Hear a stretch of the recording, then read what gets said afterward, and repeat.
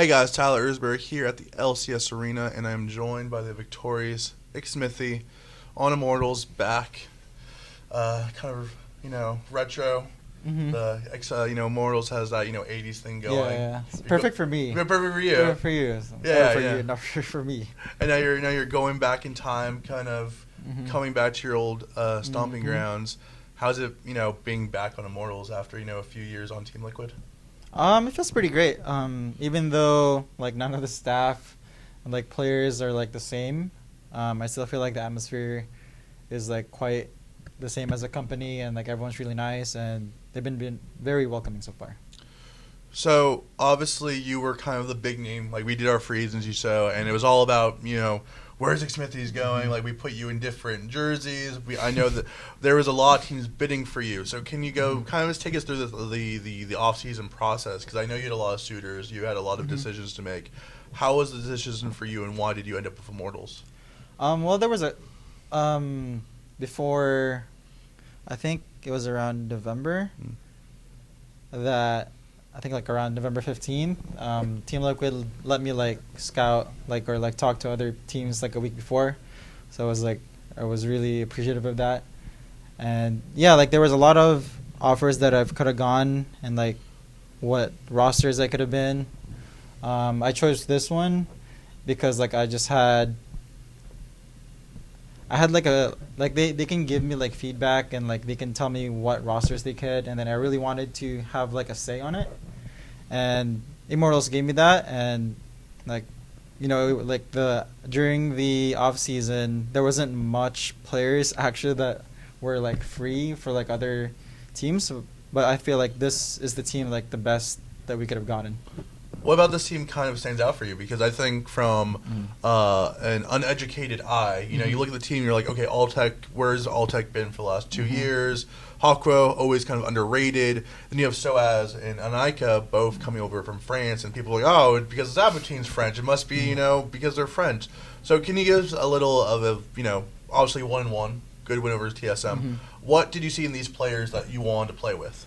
Well, the main thing that I looked at first is the bot lane, since most of my games, or like most just of my seasons, like I usually play around bot side and mid, so I wanted to see what are the best options for bot lane, and I always just like look at like experience and like what AD carry gave me like a really big impression of like, oh, if I can kill this guy, or if like it's really hard to kill, and at the top of the list was like Alltech.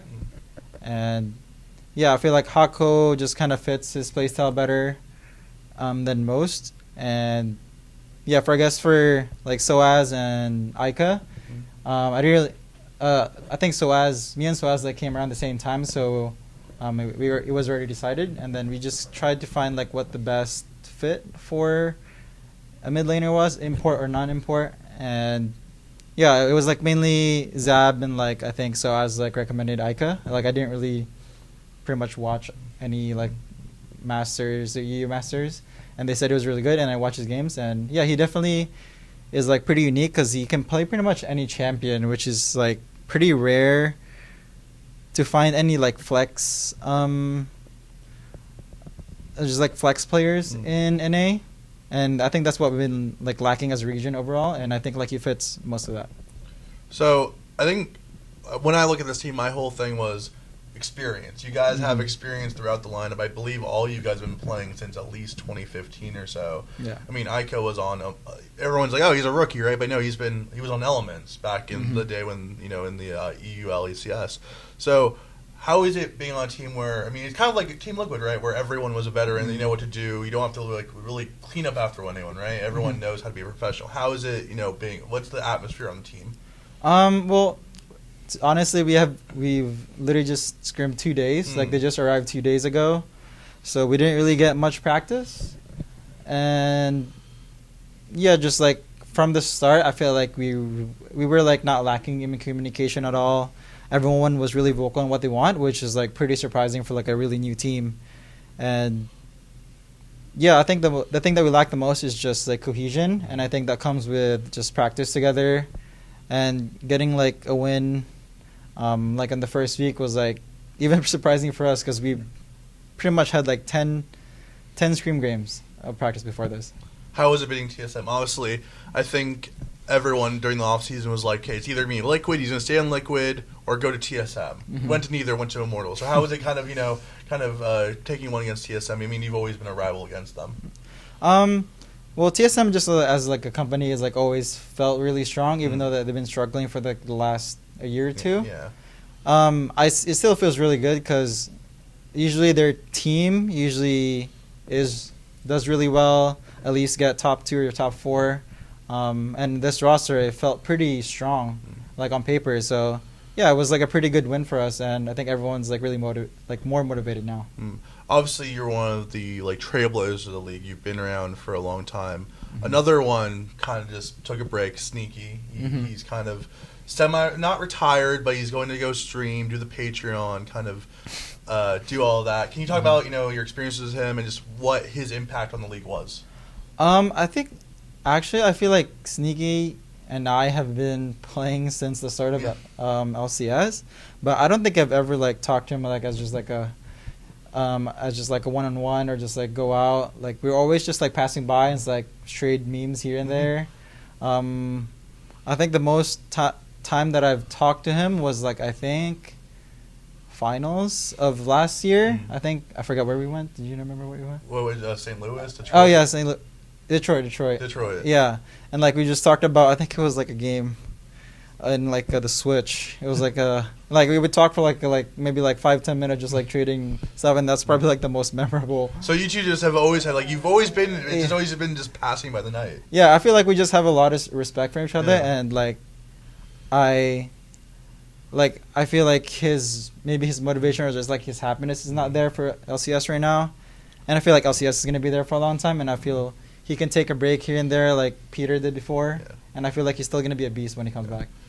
So you're 28. You're the oldest player in the league. I'm also 28, so no age bias there. But how does it feel like? I mean, when people look at you, they do see 28. Obviously, it's different than like in South Korea because in South Korea you obviously have to go to the military. You can play until you're 40 if you want to. Yeah. Do you ever think about retirement, or is it a thing of like you just want to play until they kick you out? Essentially, until as long as you can play at a high level, you'll continue playing.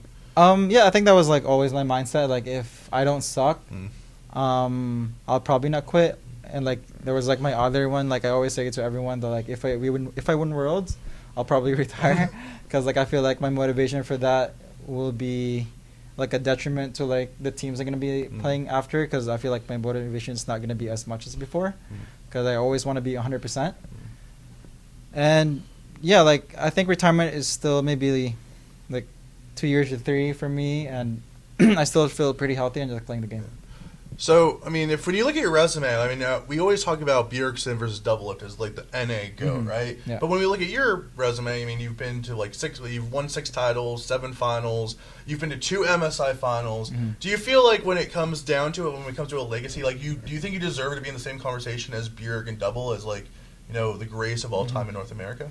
I think achievement-wise, I would kind of agree, but I feel like just like it's just like the branding and like popularity is like I feel like it's not even close to being there. I'm always be like the silent person, or just like I want my teammates to shine rather than me, and it's always been like that for the past 8 years of my pro experience. So you're the bangy. They're the faker, and you're the bangy. Yeah, like I'm like fine with like being just like the sidekick, or just like just having them grow as a person or in the game, and yeah. What would you say the identity of Immortals is? I mean, I think every team is trying to find that identity. Like FlyQuest has kind of adopted this very aggressive, go through a wall with Ignar coming in and Viper playing, Ribbon, and you have some TSM's always that like late game. We're gonna play a 60-minute game and kind of hope Bjergsen can get to that level and carry us. What is Immortals' identity? What do you want your identity to be on Immortals? What I want it to be is probably just being really aggressive early game. Like I always trying to want to incorporate that play style because I always wanted to like go fast and like end fast and go next. But after 2 scream games of practice, like we don't really know yet. We've been trying a lot of team comps. Like this is probably like the first team comp that we've played that of all these champions actually. So yeah, it's a lot of like trial and error. Final question, look into the camera. Can you give us, the fans, LCS fans, Immortals fans, one guarantee about you or Immortals in 2020? Well, I always guarantee, or like I always, guarantee at least, like, wanted to go to MSI. But realistically, as of right now, I think we can get at least top 2 at most. So I think we just need to put our 200% in, and hopefully our effort comes through. Thank you, Xmithie, as always. And if you want more news and highlights, keep it right here at ESPN Esports.